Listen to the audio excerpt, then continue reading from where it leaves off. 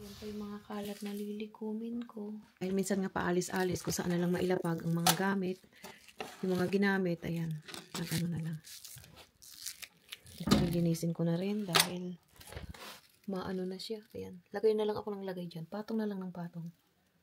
At ito yung mga ano ko. Perfume ko na. Tanggalin ko na. Ay, ito pa. Kasi yung iba, hindi ko, basta nagustuhan ko yung amoy niya, hindi ko tinatapon ang ano, mga bottle. Kasi pag order, alam ko kung ano yung pangalan ng o-orderin ko pang perfume. Ayan.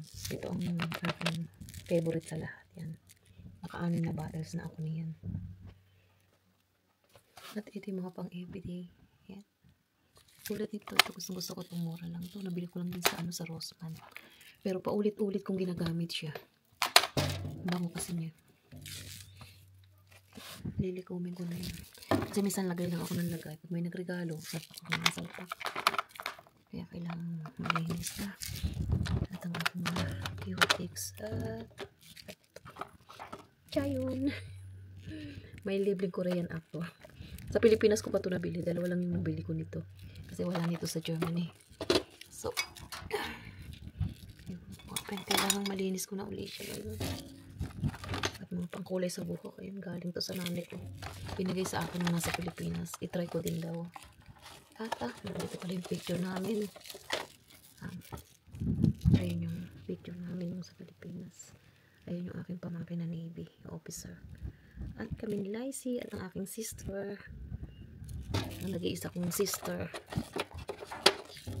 May pagkalang pikarin. Kaya entra na andyan pa.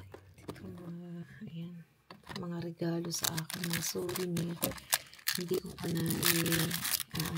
ko pa na itatago lahat. Kailangan ko pa siyang isa-isahin. At yung aking mga salamin. Ayan. Halo-halo na. Kaos na talaga siya. Pati yung mga bag ko. Ayan. Siksika na sila. Pati yung mga sombrero ko. Ayan. Kailangan ko na uli siyang iligpit. Dahil halo-halo na sila. Yung iba, wala pa dyan. Hindi pa nakalagay dyan. Nasa kabilang kwarto pa.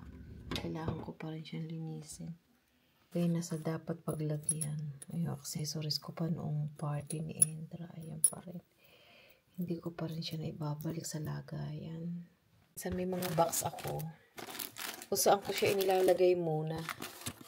Tapos, kapag maglilinis na ako, i-ano ko na siya, i-secure ko na siya. Kung saan talaga siya dapat ilagay. Ito yung mga box ko na ano, ayun. Mga pinaglagyan ko. Lahat ng mga nagagamit ko. Saksak lang ako ng saksak dyan.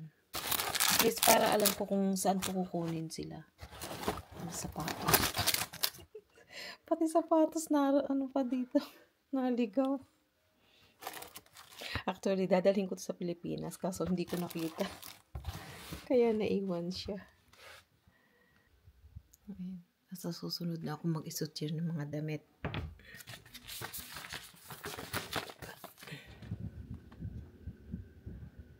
Ang aking today's project.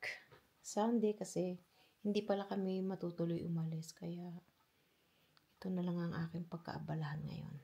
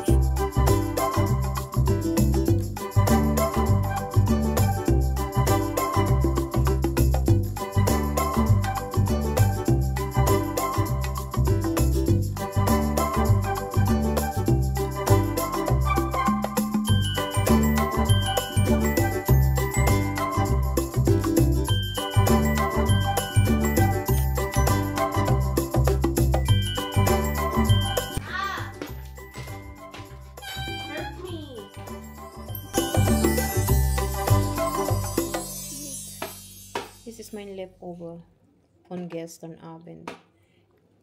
Kagabi ito yung niluto ko na nilagang baka. So, yung nahuling kumain kagabi, kinain niya na yung kinain niya na yung lahat ng karne. Yan. Ganito lang ako kumain. Kanin sa tasa. Tapos may gulay, may karne. Ayun, may karne pa rin naman natira. Masarap daw, naubos yung aking nilutong baka. Let's eat, guys. Pero kailangan ko na mapatis.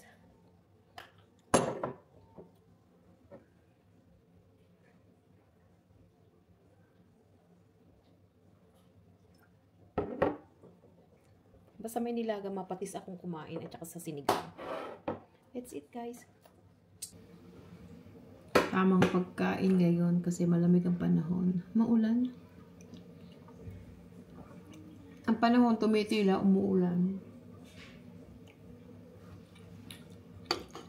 Welcome autumn.